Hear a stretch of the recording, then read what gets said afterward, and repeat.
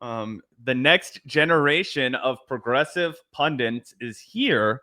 They're not on MSNBC. They're streaming on YouTube and Twitch. This is probably an article about the Vanguard, right, Gavin? Sadly not. This whoever wrote this, Michael Teeter, did not hit us up. Apparently, we're not part of the next generation of progressive pundits, which is interesting because, I mean, to be honest, most of the people this article talks about have literally been around for a decade now. Like, they've been in the space making content, talking about politics since 2016. I'm not even kidding you, since like 2 elections ago. So that is a small beef I have with this article, considering they're talking about, the new generation or the next generation. It's like, got a lot of people from the previous generation, but either way, I still agree with most of what this article has to say. For the most part, it's a pretty good look at the space. I feel like this article is like a good introduction to the space that we talk a lot about, to people that have no idea who any of these people are. Like, say your mom has been only reading the New York Times and watching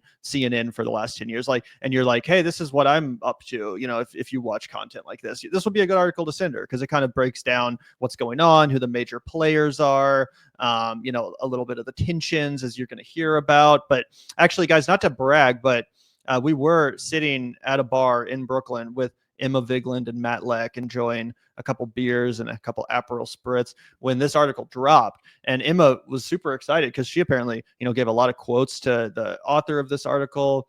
And she was like, oh shit, the New Republic article just dropped. And by the way, she did explicitly give us permission to share that detail, that she was with us when it dropped. But it was pretty cool to see, her react in real time to these quotes that we're about to show you guys. And yeah, I happen to agree with most of what she said. Oh yeah. Not only, guys, we're actually fulfilling an obligation right now. Not only are we humble bragging, we were given explicit instructions to come out here and remind everybody that we were, in fact, in a social setting with Emma Vigeland and Matt Leck of the Majority Report FM. You guys might have heard of it. We were, crushing a couple of beers, hanging out, and they were like, yeah, you should definitely say that you were doing that on air, because when Cenk inevitably watches your show, it will really piss him off.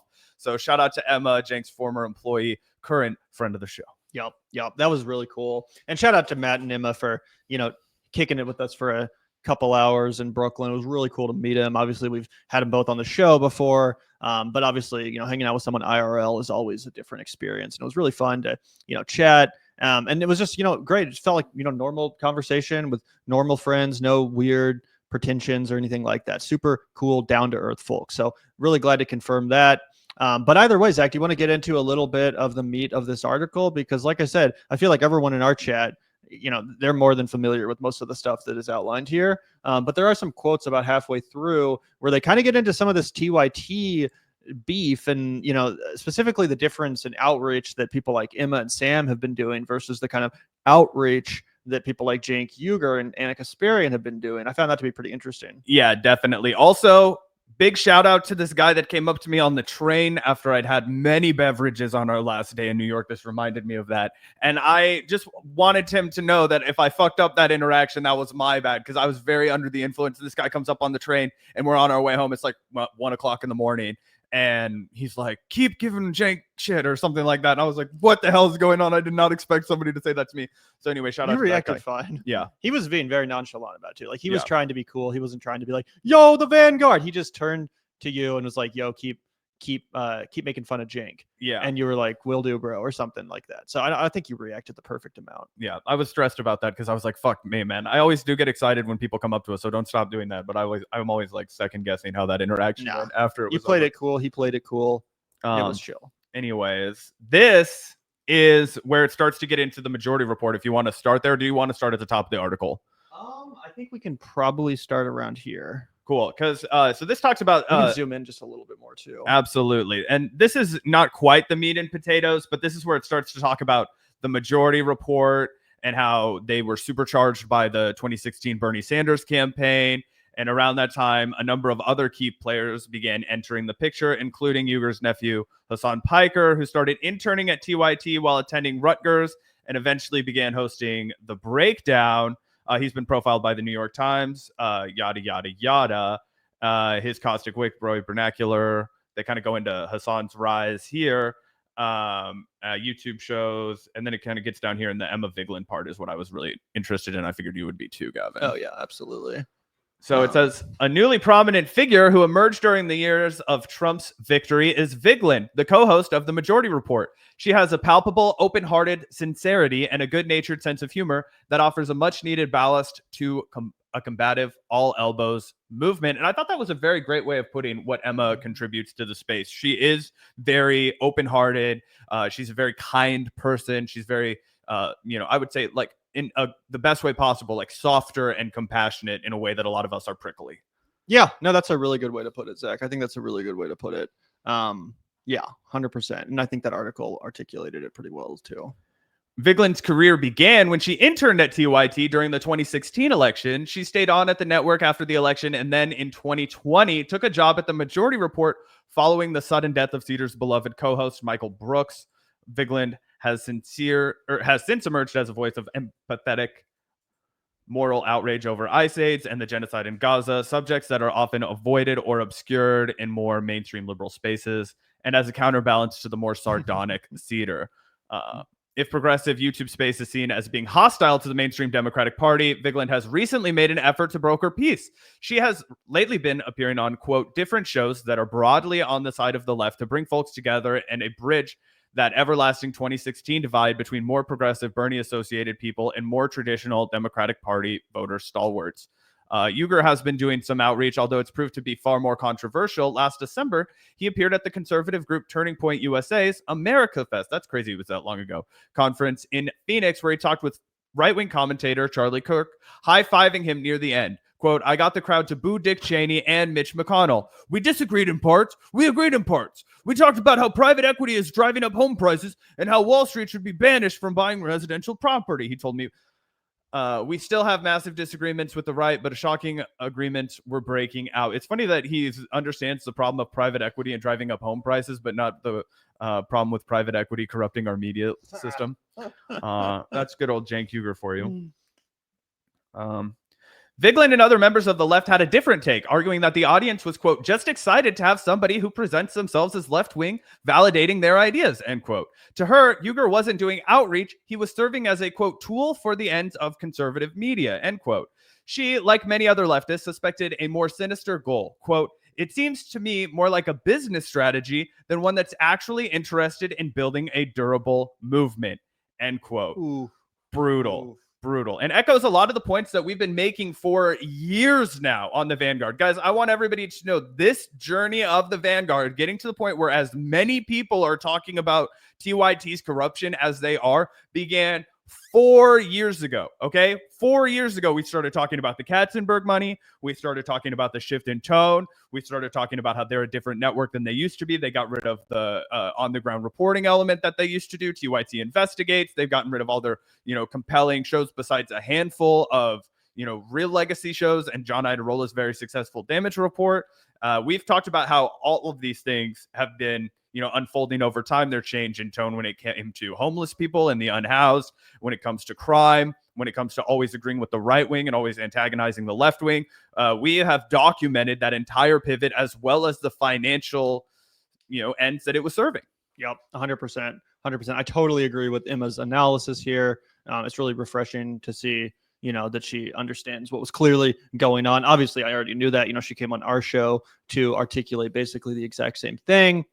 But yeah, it's nice to see that. And if you go up real quick, I specifically, appreciate her basically calling him a useful idiot, a tool for the ends of conservative media. And that's exactly the role he acted in at the worst fucking time possible. Literally right before the election and right after the election. He was literally manufacturing consent for all these phony, populist, right-wing bullshit talking points that Donald Trump was getting away with spreading. You know what I'm saying? Cenk was literally talking about how Donald Trump represented an anti-establishment force, and he celebrated when said force defeated the establishment on election night. He said, woohoo. You know what I'm saying? He was like, the establishment lost, the populist won. That's crazy. So, yeah, he said, I'd rather be in the populist woods than the establishment prison, which is ironic considering how many people are actually not only in literal prisons, thanks to Donald Trump, but oftentimes more than prisons. They're concentration camps. Look at alligator Auschwitz, for example. So tell me more about the establishment prison in the populist woods. Either way. Oh, yeah. Definitely appreciate Emma's quotes here. I think she's on point. And again, it is kind of annoying that this article didn't hit us up, but I think Emma did a pretty damn good job, distilling our commentary as well. Basically, she's echoing everything we've said about this. So, it's okay. We might have fucked it up. We might have said the wrong thing. She delivered in a way that we, maybe could Dude, not and have. Emma's star is rising. She was I guess they had a guest host on the Chris Hayes show on like the main primetime MSNBC, and that guest host hit Emma up the night before we were hanging out, and I was like, Jesus Christ, bro, you're getting main channel MSNBC primetime slots. Like, that's pretty big time. So Gavin and I are represented by the many others right here. Uygur has come under fire, particularly by Vigeland and many others in progressive new media, for suggesting that Democrats are suffering electorally by emphasizing trans rights, inclusive language, and particularly the trans athlete debate, a move that is seen by his critics as the starting point towards a slippery slope that ends with throwing a vulnerable group of people under the bus. Quote, "I believe in trans rights past the point of popularity, to be honest," quote, he said, pushing back on this claim and noting that he supports trans kids in sports through the high school and has long advocated for trans people to use the bathroom of their choice. Wow, what a hero. He asked Kirk if trans people should have a constitutional protection against discrimination. For Uygur, his actual differences with his critics are, quote, microscopic. I want to talk about a $15 minimum wage, paid family leave, and negotiating drug prices. Those are places that make giant difference in people's lives. End quote. He said, unless you're a trans person and you can't get health care and you fucking aren't protected by the government, right? Then that would start to matter a little bit to you. Yeah. And again, it's not so much the minute disagreement with Cenk I have over the policy and trans people. It's more the way he talks about the trans activist community and left-wingers in general who advocate for trans rights. Remember, like, whenever he's asked questions about this, he'll engage in these outrageous, ridiculous straw mans where he starts talking about what you think Hulk Hogan should just be able to join the girls swimming team or something. He'll just come up with some crazy example. And it's like, it's not a good faith engagement with the other side. You're basically just straw manning people. And it's really more the tone. Because again, like I've been on the record multiple times. I don't think fucking left-wing candidates should like run on campaigns around these issues either. Obviously, Cenk and I are in agreement there. But you're not going to find me throwing the entire fucking activist community under the bus and acting like they're all crazy people dragging the Democratic Party to some, position of lunacy, which is what he constantly does. Either way, yeah, pretty funny stuff. And yeah, obviously, it's crazy to say that your disagreements with Charlie Kirk are microscopic if you're on the left. Yep, 100%. Let's see. Do you want to keep reading any more of this? Let's see. I'm not. That was mostly the good part. Yeah. Unless there's another thing that I missed, but yeah, this is pretty much it. Wait, go one sec. Oh, yeah. What about shitting on TYT? Oh, wait. I think he feels. This is a Hasan quote. No, down. I think he feels wronged by a lot of people on the progressive wing, some of whom initially directly came from TYT and now shit on TYT, Piker said. So this is Hasan. Progressive media is in danger of becoming too personality driven. And this is the author now just editorializing. That's probably why they didn't hit us up. Uygur says something, his critics respond. Uygur hits back forever and ever. When this happens, Piker said, that conversation has become the only thing you're talking about. You're no longer a news network. You're a drama network. So LOL. So Hasan might be taking a shot at us there. That's pretty funny.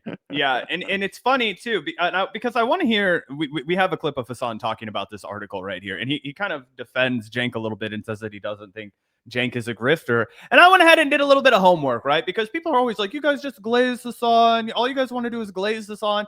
And I actually want to just set the stage and say, I actually firmly have long disagreed with Hasan's position when it comes to the Katzenberg funding at the Young Turks. Here's a quote from Hasan Piker from a long time ago when a lot of people first started to criticize Cenk's funding model. He abandoned the crowdfunding model. He abandoned the support from the audience. He decided to take venture capital money after crowdfunding $400,000 to build what he called the People's Studio, right? He sold out all of his principles saying that we don't want corporate media. We want progressive independent media. Well, his nephew Hasan came out here, and this was, of course, before Hasan was super successful in his own right, and said people getting mad at Cenk for getting investments from Katzenberg are on the same dumb frequency with people who attack Bernie for making $1 million off his book. Did his advocacy change? My man started an organization to primary shit Dems after he got funding from Hillary donors. And my response to Hasan is, fuck yeah, they've changed. That's why everybody's writing articles about him now, right? That's why now you're getting hit up about people who are like, all these people used to work for Cenk, and now they're talking shit on him. Why? Because his entire value set changed, right? Because he started taking money from Poly Market Studio, because he busted a freaking union as a progressive boss, right? And in case anybody thinks I'm lying about that, let's take a look at another New Republic piece, right? And it's called The Myth of the Progressive Boss by Kim Kelly, a very respected labor reporter, right? Cenk Uygur talked a good game about the Young Turks being the premier progressive media outlet. Then his staff tried to unionize. Go read all about it if you don't trust any of the coverage the Vanguard's done. If you do trust the coverage the Vanguard's done, go ahead and see that we have documented this the whole freaking time. So that's all just to preface what Hasan is about to say here. And I would also preface by saying Hasan himself has come out on podcasts and said that, yeah, I was exploited by Cenk Uygur. I did work that was unpaid for Cenk Uygur. Cenk Uygur took money that I had earned and excused it because I was his nephew, right? So that's Hasan saying that he was personally victimized by Cenk's poor business practices. He knows other people have been victimized by Cenk's poor business practices. Friend of the show, Francesca Fiorentini, was prepared to move across the country from New York City to Los Angeles. Why? Because the Young Turks gave her a contract. She signed that contract, and then after she moved her shit to Los Angeles, they were like, oh yeah, we can't honor that contract anymore. Sorry, we need you to be a contract worker. That's horseshit. She could have sued them. She chose not to because she believed that they were doing good work, right? Because she's a real comrade and she did not want to disrupt the momentum of the Young Turks, right? That's Cenk's history, right? That's Cenk's history as a boss, really, in a nutshell. Yeah. Also, can you put the main article back on screen real quick? Yeah. Because I didn't see this quote from Hasan. I'm a little bit saddened to see it, not gonna lie. Yeah. Progressive media is in danger of becoming too personality driven. Uygur says something, his critics respond. Uygur hits back forever and ever. When this happens, the conversation becomes the only thing you're talking about. You're no longer a news network, you're a drama network. So who's he calling the drama network? TYT for responding to their critics, or channels like ours for talking about the drama? Because yeah, obviously we would not deny that we're a drama network. We're not pretending to be fucking Democracy Now. You know, no one calls me Amy Goodman when they recognize me on the street. You know what I'm saying? Like, that's not something we're ashamed of. It literally says in the beginning of our show, the Vanguard, look out the door. If you hear an ambulance, the Vanguard will be there. We're the fucking, political ambulance. But this is also a labor issue.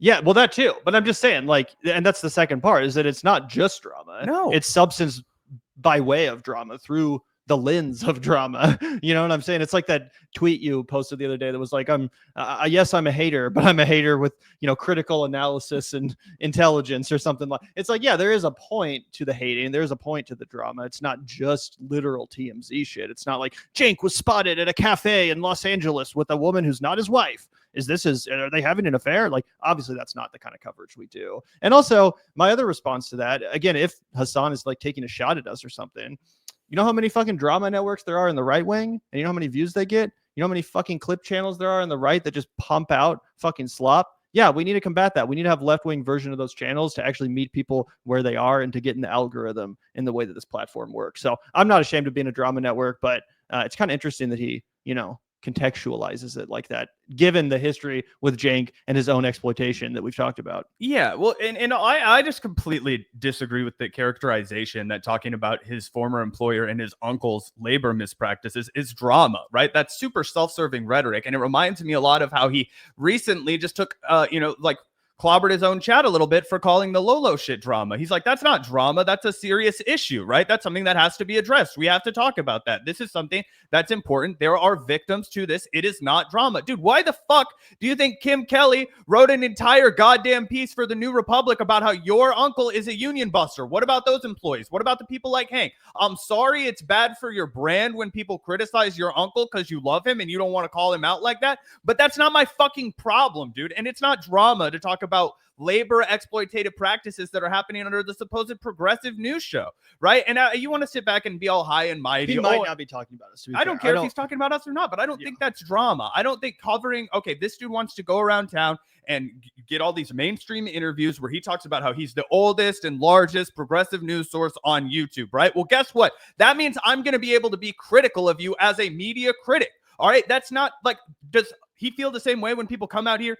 and respond to right-wing media for their career? There's plenty of people who come out here and debunk right-wing media for their career. Does Hasan think that's drama? Is it drama if I watch what Sean Hannity says and then tell everybody how he's fucking lying? Or is that a public service? Is that doing media literacy engagement? Is that actually helping people understand how they're being lied to by people who are taking corporate money like your fucking uncle is, which you defended, and you said he never changed his fucking politics? Well, guess what? Everybody else on planet Earth has seen that he has, bro. So that was called a beat. It's called a beat when you follow something that everybody else thinks is horseshit until it all bubbles up into the mainstream. That's what we've been doing. We let everybody throw trash at us. We let everybody say, you're not shit. You just care about drama. You just care about clicks. Meanwhile, we compiled a treasure fucking trove of evidence about your uncle being a douchebag, being a bad boss, being a liar and a fraud and a guy who wants to get beers with Republicans and shit on the fucking left. All right? I'm sorry. That's a beat. That is what our show is about. And I don't care if you think that's drama, because it's not. What's drama is when I want to talk about fucking, oh gosh, did Pedro Pascal getting kicked out of the Avengers because of the internet shit that was getting done? And oh my gosh. No, that didn't happen. It was a lie that was going on. I was just giving an example, right? Like, no, but the Fantastic Four is plummeting at the box office. We have a story about that if we have time. It's Superman flying, Fantastic Four flopping. Either way, I don't want to come off as too triggered about the Hasan quote. Like, he didn't even actually name us. He might have just been, kind of vaguely talking about his aversion to drama, because to be fair, he's been embroiled in a lot of it with Ethan, and he's probably sick of, like, he probably is, feeling like after the whole Ethan Klein thing, he felt like it got so separated from the substance of the issue, right? And by the end of the day, they weren't even really talking about the actual genocide or about Palestine. It was like, look at iDubbbz' sword that had a Nazi swastika on it, and look at Frogan's tweet and all these other stupid things. He continued to fucking lean into that. Yeah, I know. But I'm just saying, like, I could kind of see why at this point in his career, Hasan's like, you know what? I'm done with that shit. I'm here, like, actually doing shit on the ground at, protests against ICE. And it seems like he might be trying to transition into more of a role in actual, like, activist leadership. He's at the DSA convention. So just to be fair to the guy, not everyone needs to fucking, like, have the same beat as us. But I do wish he would respect a little bit more the contribution that channels like us make, not just us, but, people like us, again, combating the right-wing drama channels, the right-wing drama farms, which are plentiful, and which are more than happy to help facilitate Cenk and Anna's rightward shift. There are a ton of channels that were, like, cheering them on, go, we love you, Anna, keep saying Nazi shit, we love you, Cenk, keep fucking saying fascist shit, keep saying that Donald Trump's not actually a bad guy, whatever. Either way. Yeah. And I do have some words from Hasan himself. We can get his reaction to this article because he was playing it on his stream the other day, and hear from the horse's mouth how he was feeling about all of this. Let me just move our camera so that we're not on top of Hasan. Okay. That's crazy. If the progressive YouTube space is seen as being hostile to the mainstream Democratic Party, Vigeland has recently made an effort to broker peace. He appeared in a conservative group, Turning Point USA's America Press conference in Phoenix, where he talked with right-wing commentator Charlie Kirk. This is Cenk, high-fiving him near the end. I got the crowd to boo Dick Cheney and Mitch McConnell. We disagreed in parts. We agreed in parts. We talked about how private equity is driving up home prices and how Wall Street should be banished from buying residential property, he told me. We still have massive disagreements with the right, but shocking agreements were breaking out. Vigeland and other members of the left had a different take, arguing that the audience was just excited to have somebody who presents themselves as left-wing validating their ideas. I think they're right. To her, Uygur wasn't doing outreach. He was serving as a tool for the ends of conservative media. She, like many other leftists, suspected a more sinister goal.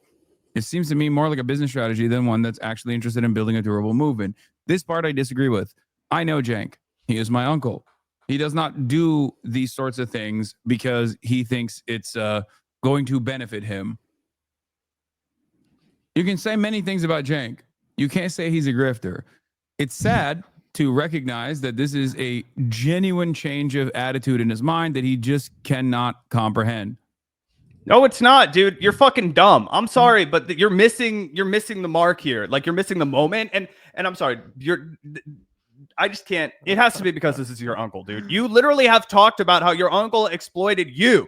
You know that he busted. I mean, I think he would agree with that. I think the point he's making is this, that he doesn't think he's grifting. He thinks Cenk actually believes all that stuff. But my point is that you can tell that he's financially motivated. If you're willing to do that to your own flesh and fucking blood, you're willing to do a lot of compromise shit for money. Exactly. Right? And he took that $20 million from Katzenberg, and he took that Polymarket money. And here I have Hasan not changing his fucking position over 6 years of collecting evidence, right? People getting mad at Cenk for getting investments from Katzenberg are on the same dumb frequency with people who attack Bernie for making $1 million off his book. Did his advocacy change? My man started an organization of primary shit Dems after he got funding from Hillary donors. Yes, it's undeniable that he changed. So here you are still caping for your uncle after he changed dramatically as a result of this money, just like we said he would, just like we've been sitting here for years and years and years and years saying he would. Okay, but you don't want to admit it because then you have to call out your uncle and then you have to start going after your uncle the same way that people like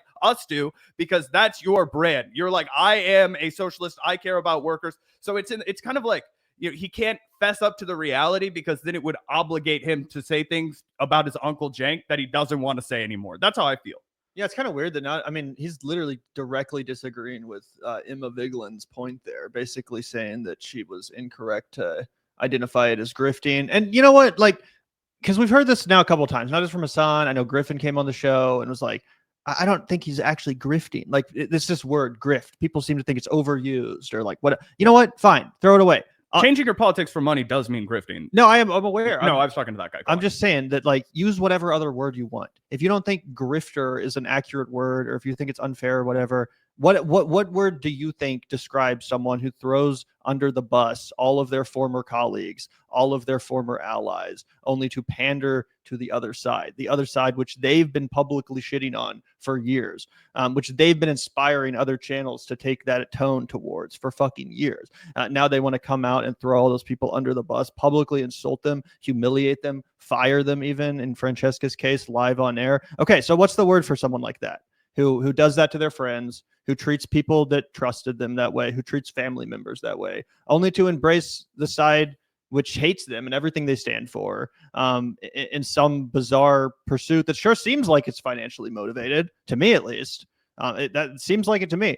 So I don't know. What do you want to call that, chat? You know, if you have a different word for it, feel free to run with that. Maybe Hasan could enlighten us about some new word that, you know, he created to embody that definition. But that's what Cenk did. You can't argue with that. You want to say, oh, well, he really did it because he believes it. He believes in throwing his friends under the bus and pandering to fascists and Nazis. Okay. If you really think he believes that, I'm not sure it's much better. I would rather be a grifter. Yeah, deadass.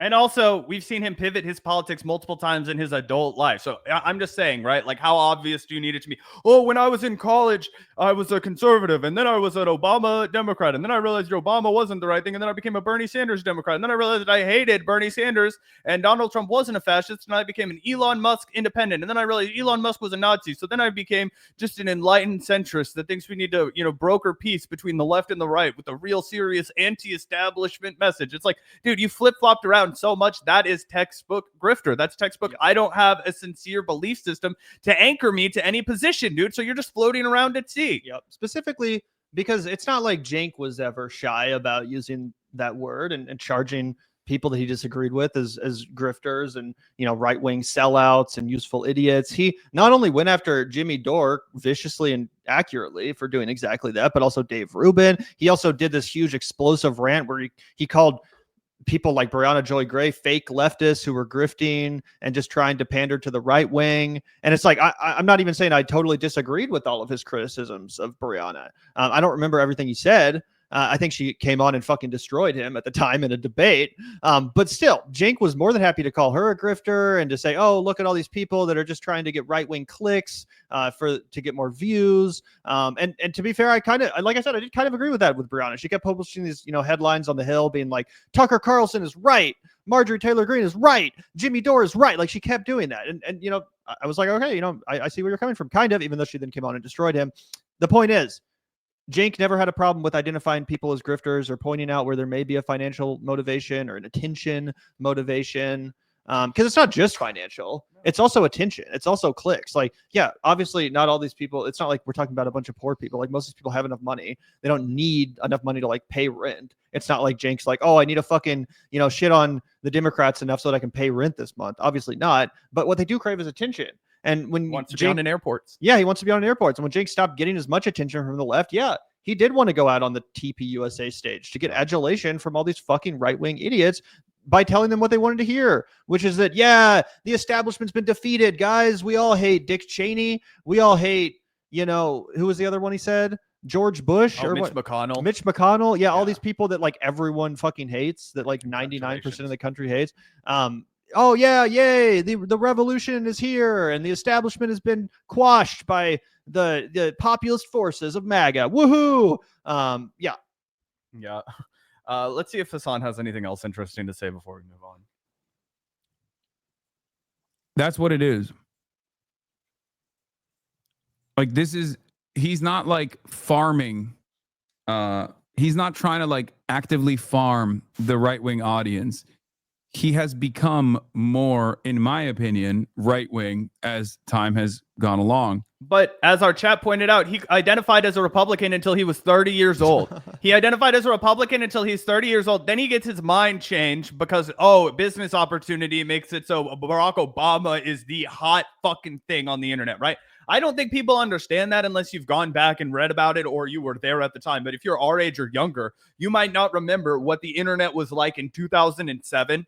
Okay, I do. I happen to have been on the internet in 2007, and I lived around a group of parents that were talking about Barack Obama, and like one of my dad's friends' wives was a Barack Obama supporter, and everybody else was like fucking, hardcore Republicans, yada yada. It was a big discourse, but the dude was thriving online. The dude was thriving like a motherfucker, right? And when you go back and look at it, he was the first one to ever do that. Well, Cenk was running an online show at that time, and he was like, oh, if I start talking about this dude, my show is going to grow. So he parroted that, hope and change, and I'm going to be that kind of a Democrat. Then Bernie Sanders comes along, he parrots that message. Now it's not hot to trot anymore. So, do you mean over the course of 25 years in his middle age, the dude's changed his political map like this and then like this and then like this 3 fucking times, but somehow we're supposed to believe he's just so morally consistent and he really is just a guy with a lot of conviction to follow whatever he believes to the bitter end? Like, it's so dumb. It just sounds like cope coming from Hasan. Yeah, I honestly shocked to hear this from Hasan, not only because, as we talked about, Hasan literally discussed how he was exploited by Cenk Uygur, how even family was not enough to get in the way of Cenk's, money lust, his desire to make more money. Not even his own fucking family member being in his business stopped that, or quelled it in any sense. But also think about the poly market thing. What was revealed, Zach, the last time Hasan and Cenk did a conversation over Thanksgiving? Do you remember the poly market bit? I think I might still have it. Oh yeah, absolutely. Let me play it. I think I got it right here. Actually. Perfect. Pull it up. Because this is, directly from the last Thanksgiving. Okay. For poly market, but no, seriously. Wait. You want to know something about? You want to know something about those? First of all, they got raided by the FBI. The CEO did. Yeah, the CEO did. I don't know if you know this, but they offered me as a starting point of the conversation $1 million to just sponsor my election coverage, and I said no.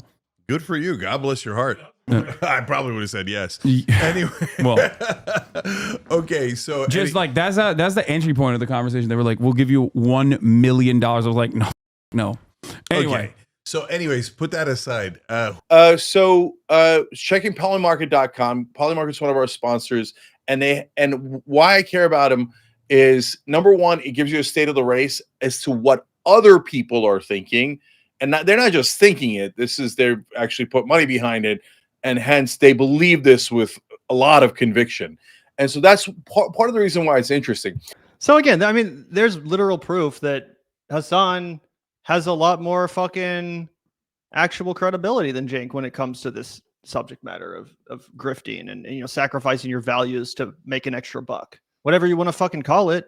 Again, I mean, maybe you think that's totally fine to accept that kind of money from Poly Market, which is invested in by Peter Thiel, and as we talked about, is basically a crypto gambling company. It's not even legal to use in America. If you think it's fucking ethical to rename your fucking studio that was funded by your own grassroots audience, rename it the Poly Market Studio, plug that shit on your show daily, putting extra money in the coffers of those individuals who created that. And I mean, let's be honest. We talk a lot about Cenk wanting to get the attention of MAGA and the clicks of MAGA, but he really wants the attention of companies like Polymarket that'll come back and give him more sponsorships. That's what this is about. You get more sponsorship. You get more Polymarket Studio kind of sponsorships if you're, friendly with MAGA. Let's be honest. Oh, yeah, 100%. Or just corporate friendly in general. Here's one last piece of evidence in case anybody was unfamiliar with this. It is from, I don't know what the name of this podcast. It's called The Chuckle Sandwich. I've never heard of it, but Hasan went on there and he talked a bunch of shit on Cenk Uygur. And he talked about how Cenk literally exploited him during his time there. We can play some. And I wanted to move to Los Angeles anyway. Mm-hmm. And my uncle was like, oh, this is an opportunity for me to hire someone and skirt some serious like labor regulations because his family. Sure. You're going to do Facebook. Well, that's because your uncle was letting everybody steal your sales deals too. That's his true. uncle would like let him massage a sales deal to the last thing, then someone would swoop in and close it and take the commission. Oh, yeah.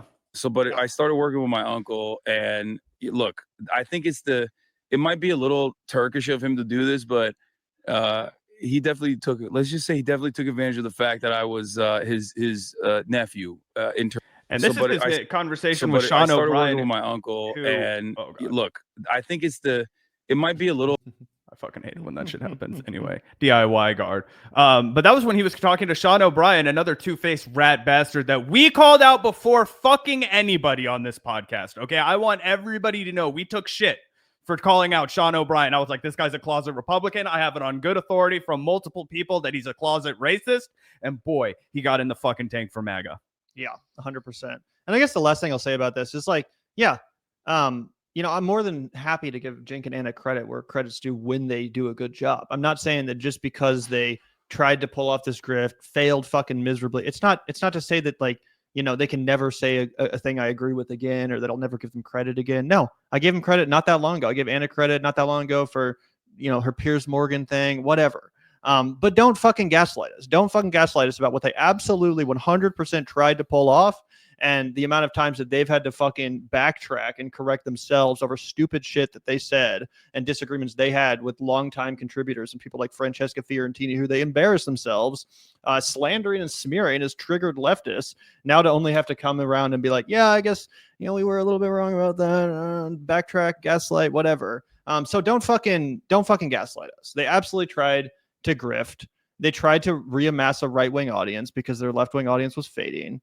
And again, if you think that it's just like what they really believe, then that might be worse, right? Because then it's what? So now they're Bill Maher. Now Cenk is like a Bill Maher type, and I'm supposed to think that's better than being a grifter because he's just like this old man who fucking hates wokeness and leftism and stuff. Like that's not any better. Oh, and also the elephant in the room. We're talking about Cenk, obviously, because that's Hasan's uncle. But take a look at Anna Kasparian. What did she do? She went right to Valuetainment, a conservative media powerhouse, right? Huge fucking propaganda network for MAGA and the Republican Party. They will never, ever come for Donald Trump. When that one dude, Vinny, ever tries, every single person on the podcast panel dogpiles him for it and makes him look like an idiot and makes the audience, tries to make the audience hate him, right? Because they're so in the tank for Donald Trump, and that's where all of their influence and that's where all of their financial incentives come from, right? Just validating Donald Trump. Oh, we'll have all these people on and we'll talk about MAGA, right? That's who Anna Kasparian is working for now, guys. Working for now. You need an extra job. You need a side hustle. I totally get it. I used to bartend.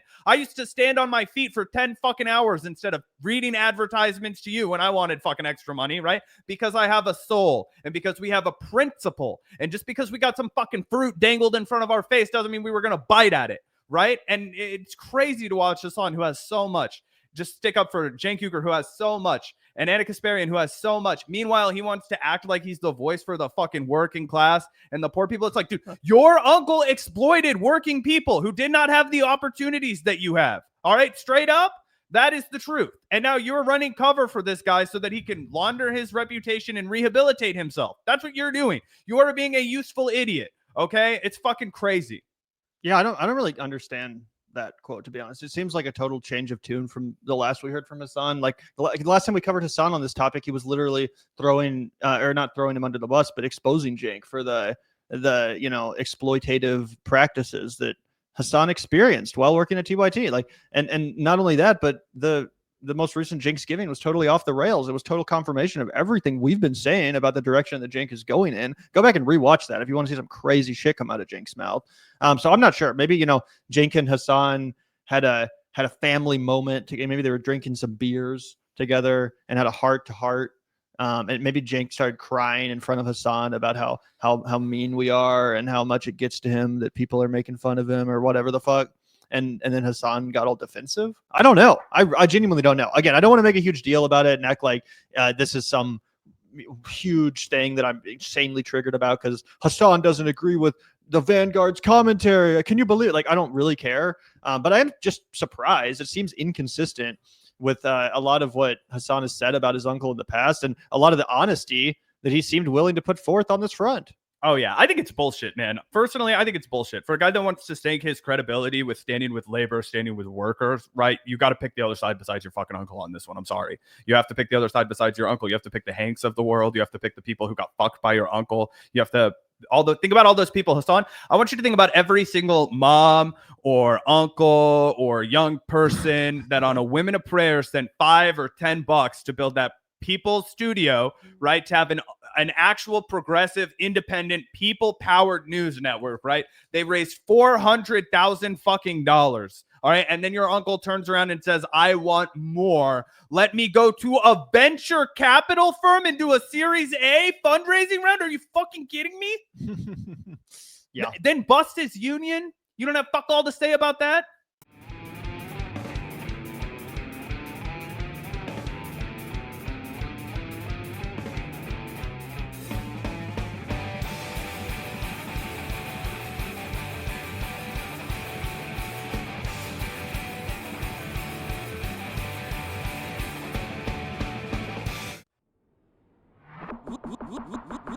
Look out the door if you hear an ambulance.